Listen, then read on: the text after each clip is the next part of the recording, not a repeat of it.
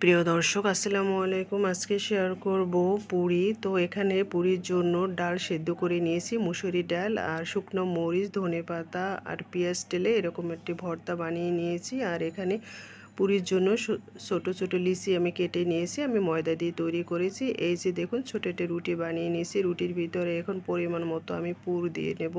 পুরগুলো দিয়ে মুখটা আমি এমনভাবে বন্ধ করব যাতে করে একটুও পুর না হয়। এই যে দেখুন এভাবে করে ভাঁজ করে তারপরে আমি রুটিটা বেলে নেব। এভাবে করে সব পুরিগুলো আমি বানিয়ে নিয়েছি। এই যে দেখুন, আর পুরিটা আমি এতটুকু মোটা রেখেছি। সবগুলো পুরি আমি আস্তে আস্তে বানিয়ে নিলাম। এখন আমি ভেজে নেব। যেহেতু আমার প্যান ছোট সেজন্য এটার ভিতরে 2টি পুরি আমি দিতে পারবো। তো অনেক দিন পর আপনাদের কাছে একটি রেসিপি শেয়ার করেছি। আমার ভিডিওটা দেখবেন আর সবাই ভিডিওটা দেখে লাইক করবেন, লাইক দিয়ে ভিডিওটা দেখা শুরু করবেন।